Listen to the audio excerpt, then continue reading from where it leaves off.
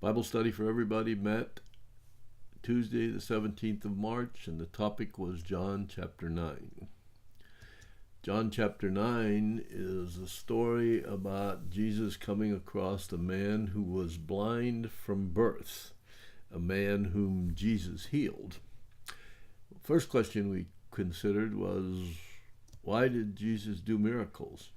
Well, I can think of three reasons real quickly. One was to meet human needs, and they were all around him, as they are today. The second was he used them as a launching pad for spiritual lessons. And third reason we talked about was they established Jesus' credentials, that we fulfilled prophecy. There was a lot of prophecy about the blind will see in the Old Testament. Spiritual lessons begin almost immediately in the fifth verse of John 9. Jesus says, as long as I am in the world, I am the light of the world. And this idea of Jesus being the light of the world, or the comparison or contrast between light and darkness, is a theme that runs through John. Metaphorically, if Jesus was the light of the world and the light shines in the darkness and the darkness does not comprehend it, what does that mean? Well, if there's a light in the darkness, who cannot see that light? Two answers spring to mind. One is someone who is blind cannot see the light. And the next is someone who refuses to look, or who refuses to investigate, or refuses to see the light. So the blind man, Jesus healed, and then began a long period of interrogations with the ruling elders of the synagogue, the Pharisees and Sadducees and scribes, interrogating this blind man who now saw about who cured him, or how did he come to see. And they got so frustrated they even called his parents in, and they asked them about the blind man.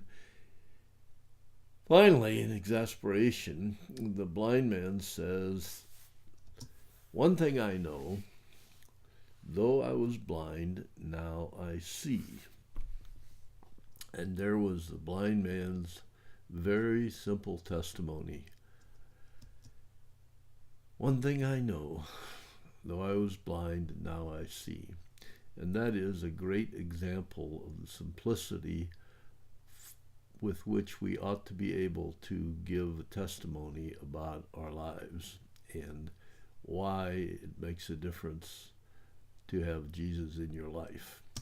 Peter reminds us that we are always to be ready to make a defense for everyone who asks us and give an account for the hope that is in you, yet with gentleness and respect.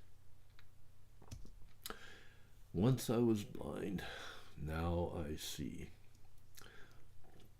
I wonder how you give an account for the hope that's in you. I wonder if the hope is in you.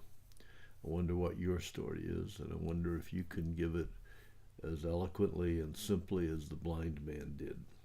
What difference does it make in your life if you are a follower of Jesus Christ?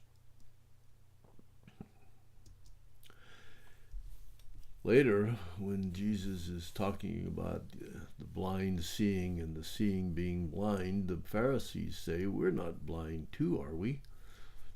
There's an excellent question for us to consider. What might be your or my or our spiritual blind spots? We're not blind too, are we? Do we have blind spots? What might they be?